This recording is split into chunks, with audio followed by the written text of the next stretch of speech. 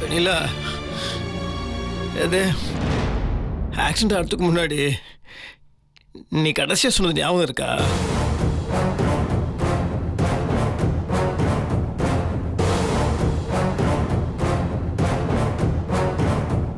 எனக்கு இருக்கு. என் கண்ணு ரொம்ப பிடிக்கும்னு சொன்னல வெண்ணிலா. என் கண்ணு போனனால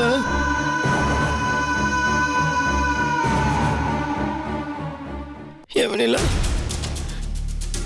என் கண்ணு போனனால முத்துமாமா உனக்கு பிடிக்காம போயிடுமா வெண்ணிலா? என்ன முத்துமாமா நீ இப்படி எல்லாம் பேசுற? நீனா எனக்கு உசுரு. உன் கண் பார்வை வர வரைக்கும் உனக்கு கண்ணுக்கு கண்ணா நான் இருப்பேன்.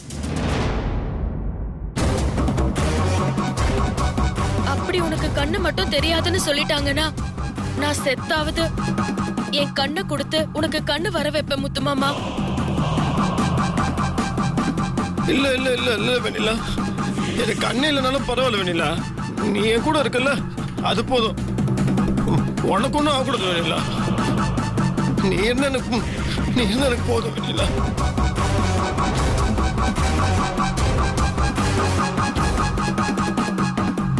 நீ இல்லாம நான் பயந்துட்டேன் வெண்ணிலா. உனக்கு எதுவும் ஆயிடுச்சு, என் உயிரே போயிடுச்சு.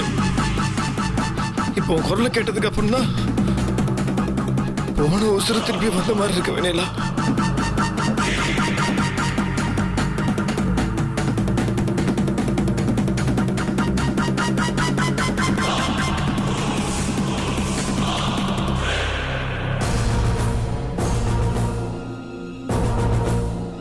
ஸ்வேதா, உண்மையிலேயே உன்னோட புத்திசாலித்தனத்தையும் அறிவையும் நினைச்சு பெருமையா இருக்கு.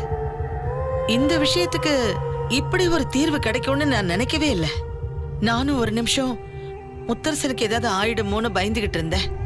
ஆனா நீ யோசிக்காம டக்குன்னு இப்படி ஒரு விஷயத்த பண்ணிட்டியே. எப்படி ஸ்வேதா உன்னால மட்டும் இந்த மாதிரி யோசிக்க முடியுது? நீ ஒவ்வொரு விஷயத்தையும் வெவ்வேறு கோணத்துல தான் யோசிக்கிற. அதான் அத்தை ஸ்வேதாங்கிறது. ஆனா ஒண்ணு, இந்த விஷயத்துல அவங்க ஒரு தப்பு பண்ணிட்டாங்க. அதனாலதான் அவங்க கைய வச்சு அவங்க கண்ணை குத்திட்டேன். என்ன சொல்ற? எனக்கு புரியல. இல்ல, அந்த குட்டி பிசாசு ருத்ரா இருக்கால, அவளை பார்த்துதான் எனக்கு இந்த ஐடியாவே வந்துச்சு. எப்படி? ஆமா அத்தை, அவ முத்தரசு மாமா கிட்ட நான் வெண்ணிலா வந்திருக்கேன் அப்படி இப்படின்னு பேசுறதுக்கு அப்புறம் தான் எனக்கு இந்த யோசனையே வந்துச்சு. இது மொத்தத்துக்கும் ருத்ரா தான் காரணம். ஆனா அது மட்டும் இல்ல அத்தை, எனக்குள்ள இருந்த வெறிதான் என்ன அப்படி பேச வச்சுச்சு. ஆமா அத்தை, தகுதியிலையும் சரி அழகுலையும் சரி எந்த விதத்திலையும் என் கூட கொஞ்சம் கூட போட்டி போட முடியாத வெண்ணிலா மேல மட்டும் முத்தரசு மாமாவுக்கு எதனால எப்பவுமே ஒரு சாஃப்ட் கார்னர் இருந்துச்சுன்னு நான் யோசிச்சுக்கிட்டே இருந்தேன் அத்தை. அதனாலதான் அவளோட நட உட பாவனை அத்தனையும் நான் பார்த்து பார்த்து மனப்பாடம் பண்ணி வச்சிருக்கேன் அத்தை. இன்னும் அவ எந்தெந்த சூழ்நிலையில என்ன பேசுவா என்னென்ன பண்ணுவாங்கிறது எனக்கு அத்தனையும் அத்துபடி. என்ன ஸ்வேதா சொல்ற? ஆமா அத்தை, எனக்கு கிடைக்க வேண்டிய முத்தரசு மாமாவை அவ தட்டி பறிச்சுக்கிட்டா. இனிமே அவளை நிம்மதியா வாழ விடக்கூடாது. அதுக்காக நான் எப்பேற்பட்ட வியூகத்தை வேணாலும் வகுப்பேன். அது இந்த ஸ்வேதாவால கண்டிப்பா முடியும். சரி ஸ்வேதா, எது எப்படியோ இப்போதைக்கு முத்தரச உயிரை காப்பாத்திட்ட. இல்ல அத்தை, உயிரை காப்பாத்துறது மட்டும் என்னோட நோக்கம் இல்ல, அதையும் தாண்டின ஒரு நோக்கம் இருக்கு. குரல் மட்டும் தானே இப்ப வெண்ணிலாவா நடிச்சுக்கிட்டு இருக்கு. என் மனசுக்குள்ள நான் கொஞ்சம் கொஞ்சமா வெண்ணிலாவா மாறிக்கிட்டு இருக்கேன். இன்னும் கொஞ்ச நாள்ல எனக்கும் வெண்ணிலாவுக்கும் வித்தியாசமே தெரியாத அளவுக்கு நான் மாறிடுவேன் அத்தை. அத முத்தரசு மாமாவால கூட கண்டுபிடிக்க முடியாது. அதை எப்படி பண்ணிக்கணும்னு எனக்கு தெரியும். அதுக்காக தான் இத்தனை கஷ்டப்பட்டு எல்லாம் பண்ணிட்டு இருக்கேன். திட்டெல்லாம் நல்லதான் இருக்கு, ஆனா எந்த சந்தேகமும் வராம நிறைவேற்றமே ஸ்வேதா. ஸ்வேதா, எதுவும் பேசிடாத. கார்த்திக் ஜனனி எல்லாம் வராங்க. வரட்டும் ஸ்வேதா. அட என்ன கார்த்திக், உங்க அண்ணன் உயிரை காப்பாத்தினதுக்காக ரொம்ப தேங்க்ஸ்னு நன்றி சொல்ல வந்திருக்கியா? ஆனா ஒண்ணு, உனக்கு கூட வராத ஐடியா அந்த நேரத்துல எனக்கு வந்துச்சு பாத்தியா? இல்ல ஸ்வேதா, நாங்க எங்களுக்குள்ள பேசி பார்த்தோம். அண்ணன் இப்படி போய் சொல்லி ஏமாத்துறதுல எங்க யாருக்கும் உடன்பாடு இல்லை. அதுவும் நீ வெண்ணிலா அண்ணியா நடிச்சது எங்களுக்கு சுத்தமா பிடிக்கவே இல்லை. நான் நடிச்சது தப்பு, நான் தெரியாம நடிச்சிட்டேன், நான் தான் வெண்ணிலா மாதிரி பேசணும்னு சொல்லி ஒழுங்கா அண்ணன்கிட்ட மன்னிப்பு கேளு. நீ உண்மையை சொன்னீனா அண்ணன் கண்டிப்பா மன்னிச்சிடுவாரு. அண்ணனுக்கு சுத்தமா பொய்ன்ற விஷயமே பிடிக்காது, அதை நாங்களும் விரும்பல. இதுக்கு மேல இந்த மாதிரி தப்பு. டேய், உனக்கு அறிவு இருக்காடா? அவளுக்கு வந்து நன்றி சொல்றதை விட்டுட்டு ஏதோ தேவையில்லாம கண்டதை பேசிட்டு இருக்க. அப்பவே ஸ்வேதா இங்க இருக்க கூடாது ஆவுன்ட்டு இருந்த. இப்போ முத்தரசன் உள்ள டென்ஷன் ஆன உடனே அவன் உயிரையே வெண்ணிலா மாதிரி பேசி காப்பாத்திருக்காடா. அவன் வெண்ணிலா எங்க எங்கன்னு கேட்டு தவிச்சப்போ எல்லாத்தையும் தட்டி விட்டானே. நானே பயந்துட்டேன்டா. முத்தரசனை இனிமே உயிரோட பாப்பமா இல்லையான்னு பயந்துட்டேன். என்னடா நீ பேசிட்டு இருக்க? டாக்டர் என்ன சொல்லியிருக்காரு? முத்தரசனுக்கு அதிர்ச்சியான விஷயம் ஏதாவது தெரிஞ்சதுன்னா அவன் உயிருக்கே ஆபத்து வரும்னு சொல்லியிருக்காருல்ல. இங்க பாருமா, அண்ணனை பொறுத்த வரைக்கும் அவர் ரொம்ப பக்குவப்பட்ட ஆள் தான். அவர் வாழ்க்கையில எத்தனையோ கஷ்ட நஷ்டங்களை சந்திச்சிருக்காரு. சின்ன வயசுலயே அம்மாவை இழந்தவர், அதுக்கப்புறம் மனைவியை இழந்திருக்காரு, அப்புறம் அப்பாவை இழந்தாரு. அது போக சொந்த அத்தை வெண்ணிலானியோட அம்மா எல்லாத்தையும் இழந்திருக்காரு. இப்படி இத்தனை இழப்புகளை தாண்டி வந்த ஒரு மனுஷனுக்கு கண்டிப்பா மனசு பக்குவப்பட்டு தான் இருக்கும். அண்ணன் ஒவ்வொரு பஞ்சாயத்திலையும் பேசும்போதும் ஒரு அனுபவசாலியோட பக்குவத்தோட தான் பேசுவாரு. அதனால அண்ணன் அப்படிலாம் உணர்ச்சி வசப்பட மாட்டாரு. டாக்டர் சொன்ன மாதிரி அவருக்கு எந்த ஆபத்தும் வராது. அவர் கண்டிப்பா புரிஞ்சுப்பாரு. என்னடா புரிஞ்சுக்குவான்? என்ன புரிஞ்சுக்குவான்? புரிஞ்சுக்குவான்னு பேசிட்டு இருக்க. அவன் தான் பலகீனமா இருக்கான்னு டாக்டர் சொன்னார்ல, அத கொஞ்சம் கூட புரிஞ்சுக்காம நீ தான்டா பேசிட்டு இருக்க. இல்லம்மா, நாம எல்லாரும் ஒண்ணு சேர்ந்து அவரை ஏமாத்திருக்கோம் தெரிஞ்சாதான் அண்ணன் மனசு விட்டுருமா. இப்பயே போய் நேர்மையா உண்மையை சொன்னா அண்ணன் தாங்கிக்கும். அந்த நேரத்துக்கு அழுவாரு புலம்புவாரு, அவ்வளவுதான். போ ஸ்வேதா, போ போய் எங்க அண்ணன் கிட்ட விஷயத்த உடைச்சு சொல்லு. இங்க பாரு கார்த்திக், உன்னை நான் வார்ன் பண்றேன். உனக்கு வேணும்னா உங்க அண்ணன் தேவைப்படாம இருக்கலாம், ஆனா எனக்கு என் முத்தரச மாமா வேணும். தெரிஞ்சோ தெரியாமலையோ அவரை நான் மனசார விரும்புறேன். தாலி கட்டுறதுக்கு கழுத்து நீட்டினா அவருக்கு தான் நீட்டு வேணும்னு நினைச்சிட்டு இருந்தேன். ஏதோ காலம்தான் எல்லாத்தையும் புரட்டி போட்டுருச்சு. இப்போ வெண்ணிலா தான் அவருக்கு மனைவியா இருக்கா. சரி, ஆனாலும் முத்தரச மாமா மேல நான் வச்சிருந்த பாசங்கிறது அப்படியே தான் இருக்கு. இப்பவும் அவருக்கு ஏதாவது ஒண்ணுனா என்னால தாங்கிக்கவே முடியல கார்த்திக். அதையே நீ புரிஞ்சுக்க மாட்டேங்கிற. எல்லாத்தையுமே தப்பான கண்ணோட்டத்தோட பார்த்தா என்ன அர்த்தம்? என்ன பொறுத்த வரைக்கும் நான் செஞ்சது சரிதான். என்னால வந்து மாமா கிட்ட எதுவும் சொல்ல முடியாது. ஸ்வேதா, நீ என்ன பேசினாலும் நான் இந்த விஷயத்துல ஏமாற மாட்டேன். இதே வேற யாரும் செஞ்சிருந்தா இவங்க ஏதோ நல்ல நோக்கத்துல தான் செஞ்சிருப்பாங்க, நானும் நம்பியிருப்பேன். ஆனா இதை செஞ்சது நீ, அதான் எனக்கும் சந்தேகமா இருக்கு. நீ எந்த காரியம் செஞ்சாலும் அது நல்ல காரியமா இருந்தாலும் அதுல உனக்குன்னு ஒரு உள்நோக்கம், உனக்கு சாதகமா காய் நகர்த்துறது, இது எல்லாமே கண்டிப்பா இருக்கும். உன் மேல எனக்கு சுத்தமா நம்பிக்கையே கிடையாது. போய் இப்பயே அண்ணன்கிட்ட உண்மையை சொல்லு. இப்ப பேசாம இருக்க போறியா இல்லையா? உண்மையை சொல்லுன்னு இருக்க. முத்தரசனுக்கு ஏதாவது பிரச்சனை வந்தா என்னடா பண்ணுவ? இங்க பாருமா, இந்த உலகத்துல சத்தியம் பேசி யாருன்னா செத்து போய் பாத்திருக்கியாமா? சத்தியம் நிச்சயமா உயிரை காப்பாத்தும். என்ன பொறுத்த வரைக்கும் நான் பண்ணது சரிதான். என்னை இனிமே இந்த விஷயத்துல வற்புறுத்தாத. என்னால முத்தரச மாமா கிட்ட அப்படி வந்து சொல்ல முடியாது. எங்க எல்லாத்துக்குமே அவர் வேணும். அப்படியா? இப்படி வந்து நீ பேசினா நான் மயங்கிடுவேனா? அவர்கிட்ட எதுவும் சொல்ல மாட்டேன்னு நினைக்கிற, அப்படிதானே? பாத்துக்கிறேன், எப்படி சொல்லணுமோ அண்ணன்கிட்ட அப்படி சொல்லிக்கிறேன். ஆனா ஒண்ணு, உண்மைய அண்ணன்கிட்ட நான் மறைக்காம சொல்லியே தீருவேன். வாங்க போலாம்.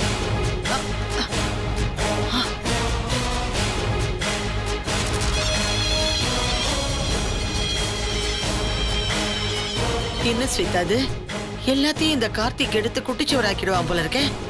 இதெல்லாம் நடக்கும்னு எனக்கு முன்னாடியே தெரியும் அத்தை. பாத்துக்கலாம். எங்க அடிச்சா எது எப்போ விழும்னு எனக்கு நல்லா தெரியும். நீங்க கவலைப்படாம இருங்க.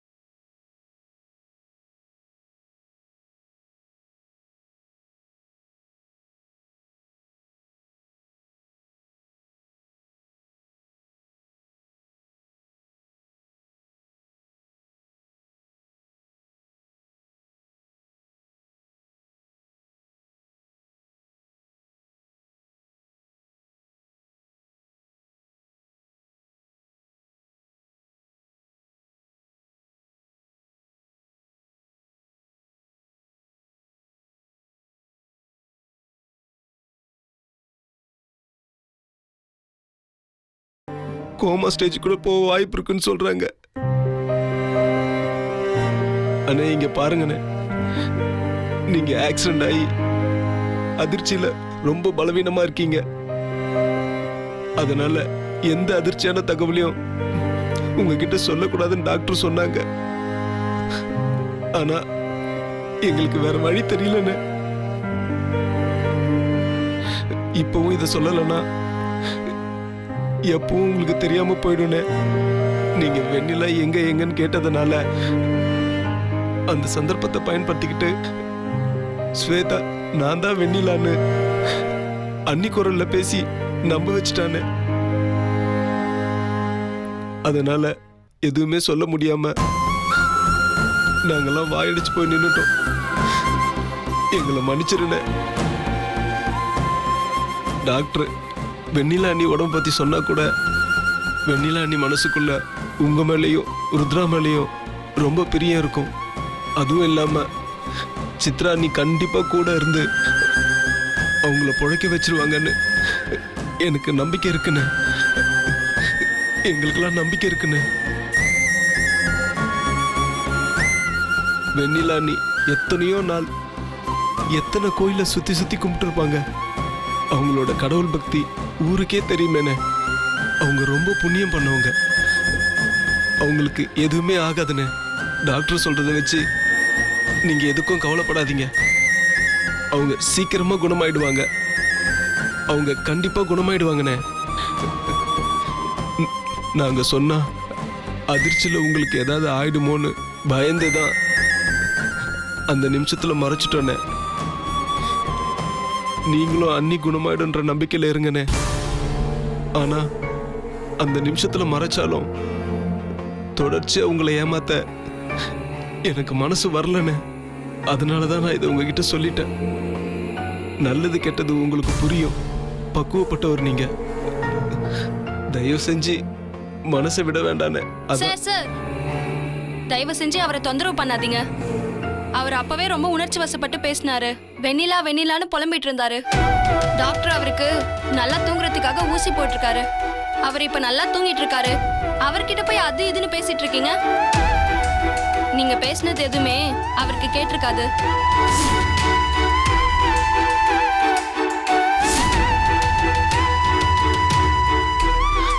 என்ன சிஸ்டர் சொல்றீங்க? ஆமா சார், எது பேசுறதா இருந்தாலும் அவர் கண் முழிச்சதுக்கு அப்புறமா பேசுங்க. ச்சே, என்ன ஜனனி இது? நம்ம அண்ணன்கிட்ட உண்மையை சொல்லிட்டோம். பெரிய பாரத்தை இறக்கி வச்சிட்டோம் நினைச்சா இப்படி ஆயிடுச்சு. ப்ளீஸ் கார்த்தி, அண்ணனை தொல்லை பண்ண வேணாம். நம்ம போலாம். சிஸ்டர், அண்ணன் கண் முழிச்ச உடனே எனக்கு இன்ஃபார்ம் பண்றீங்களா? ஒரு முக்கியமான விஷயம் அவர்கிட்ட பேச வேண்டியது இருக்கு. சரி சொல்றேன் சார். தேங்க்ஸ்.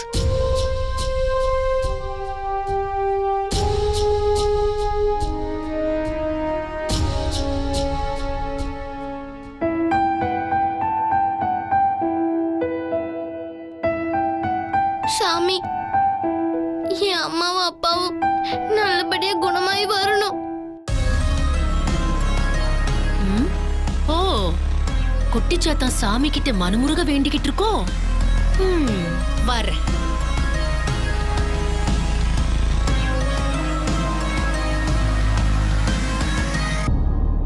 ருத்ரா குட்டி,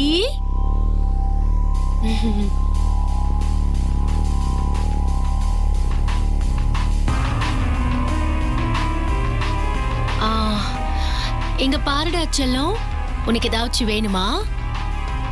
நான் உன்னை கூட்டிட்டு போய் சாக்லேட் ஐஸ்கிரீம் ஏதாவது வாங்கி தரட்டுமா? எனக்கு அதெல்லாம் ஒண்ணும் வேண்டாம். எனக்கு என் அப்பாவும் அம்மாவும் சரியாயி வந்தா போதும். எனக்கு வாங்கி தரத்துக்கு என் சித்தப்பா இருக்காரு. நீங்க ஒண்ணும் வாங்கி தர தேவையில்ல. எங்க பாரு செல்லம், உனக்கு எதுக்கு ஸ்வேதா மேல அவ்வளோ கோவம்? நான் கேட்ட ஏன் வேண்டாங்கிற? எனக்கு நீங்க வெண்ணிலாமா மாதிரி அப்பா கிட்ட பேசினது சுத்தமா பிடிக்கல. அதான் எனக்கு கோவம். சரி, நான் ஒத்துக்கிறேன். நான் வெண்ணிலா அம்மா மாதிரி பேசுனது தப்புதான். ஆனா நீ ஏன் முதல்ல வெண்ணிலா அம்மா மாதிரி பேசுன? நான் அப்படி பேசினது என் அப்பா உயிரை காப்பாத்துறதுக்கு தான். நானும் அதுக்காக தான் பேசினேன். நான் அந்த இடத்துல வெண்ணிலா மாதிரி பேசி நடிக்கலனா உங்க அப்பாவை யார் காப்பாத்திருப்பாங்க? டாக்டர் சொன்னது உனக்கே தெரியும்ல. அப்பாவோட இதயம் பலகீனமா இருக்கு. அதிர்ச்சியான எந்த தகவலையும் சொல்லக்கூடாதுன்னு சொல்லியிருக்காங்க. அந்த இடத்துல மட்டும் நான் பேசாம வெண்ணிலா சீரியஸா இருக்கா, அவளால எதுவும் பேச முடியாதுன்னு சொன்னா என்ன ஆயிருக்கும் உங்க அப்பாவுக்கு? அந்த அதிர்ச்சியை எப்படி தாங்கிக்குவாரு? நீயே போய் டாக்டர் கிட்ட கேட்டுட்டு வந்தல்ல? எங்க பாரு, அப்பாவை முழுசா காப்பாத்தி கொண்டு வரணும்னு தான் நான் அப்படி பேசினேன். இப்போ உனக்கு உன் அப்பாவை காப்பாத்தணுமா வேண்டாமா? வேணும் வேணும், அப்பா நல்லபடியா திரும்பி வரணும். இங்க பாரு செல்லம், இப்ப கூட ஒன்னும் கெட்டு போகல. ஒருவேளை உனக்கு நான் அப்படி பேசுற தப்புன்னு தோணுச்சுன்னா நான் இப்பவே போய் உன் அப்பா கிட்ட உண்மையை சொல்லிடுறேன். நான் சொல்லிடுறேன், நான் ஸ்வேதா வந்திருக்கேன், நான் தான் வெண்ணிலா மாதிரி பேசி நடிச்சிருக்கேன்னு சொல்லிடுறேன். போலாமா? வா. இல்ல இல்ல வேணாம், அப்பாக்கு ஏதாவது ஆயிடும். வேணாம், சொல்ல வேண்டாம். உனக்கு தெரியுதுல்ல, உன் அப்பாவுக்கு இந்த உண்மை தெரிஞ்சதுன்னா அவரோட உயிர் போறதுக்கு கூட வாய்ப்பு இருக்கு. அதனாலதான் நான் அப்படி நடிச்சேன். அத கேட்டு உங்க அப்பா எவ்வளவு சந்தோஷப்பட்டாருன்னு நீயே உன் கண்ணால பார்த்தல. இத பாரு, நான் தான் வெண்ணிலா வந்திருக்கேன்னு நீ பேசின மறு நிமிஷமே உங்க அப்பா அத கண்டுபிடிச்சிட்டாரு. ஆனா நான் அப்படி பேசினப்போ கண்டுபிடிச்சாரா? சந்தோஷம் தானே பட்டாரு. அப்பா இப்ப இருக்கிற சூழ்நிலையில அவர் சந்தோஷமா இருக்கணுமா, இல்ல சஞ்சலப்பட்டு மனசு கஷ்டப்பட்டு உடம்பு சரியில்லாம போகணுமான்னு நீயே சொல்லு. நல்லாதான் இருக்கணும், நல்லாதான் இருக்கணும். அப்ப நான் செஞ்சது சரிதானே? அதையே நீ தப்பா எடுத்துக்கிற? உனக்கு இப்போ அப்பா வேணும் தானே? சொல்லுடா, ருத்ரா குட்டிக்கு அப்பா வேணுமா வேண்டாமா? அப்பாக்கு இப்போ கண்ணு கூட தெரியாம இருக்கு. மறுபடியும் இன்னொரு ஆபரேஷன் கூட பண்ணணும். அப்பதான் சரியாகும்னு சொல்லிருக்காங்க. இந்த மாதிரி நேரத்துல போய் வெண்ணிலா முடியாம இருக்கா, சீரியஸா இருக்கான்னு சொன்னா அவர் எவ்வளவு கஷ்டப்படுவாரு. அதனாலதான் ஸ்வேதா அப்படி பண்ண. சொல்லு, நான் செஞ்சது சரியா தப்பா? சரிதான். எங்க பாரு, நான் வெண்ணிலா அம்மாவா தொடர்ந்து நடிச்சாதான் அப்பாவோட உயிரை காப்பாத்த முடியும். இப்ப சொல்லு, நான் தொடர்ந்து நடிக்கணுமா வேண்டாமா? நடிக்கணும் நடிக்கணும், அப்பா உயிரை காப்பாத்தணும். அப்போ ஒண்ணு பண்ணு, உன் சித்தப்பா இருக்கானே கார்த்திக், அவன் ஜனனி எல்லாருமே நான் தான் இப்படி நடிச்சிட்டு இருக்கேன்னு சொல்லி இப்போ அப்பா கிட்ட சொல்ல போறாங்க. ஏன்?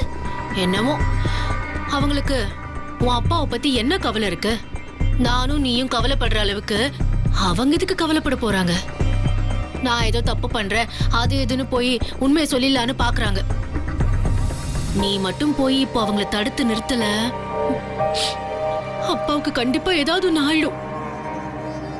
இங்க பாரு, நீ உங்க அம்மாவை எழுந்ததுக்கு அப்புறம் வெண்ணிலா அம்மாவா கிடைச்சிருக்கா. ஆனா அப்பாவை எழுந்துட்டேனா மறுபடியும் இன்னொரு அப்பா கிடைப்பாரா?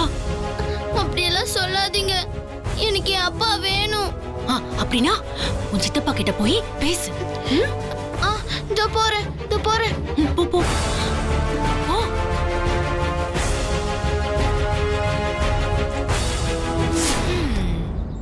இதுக்கு பேரு தான் சின்ன மீனை போட்டு பெரிய மீனை பிடிக்கிறதுன்னு சொல்லுவாங்க.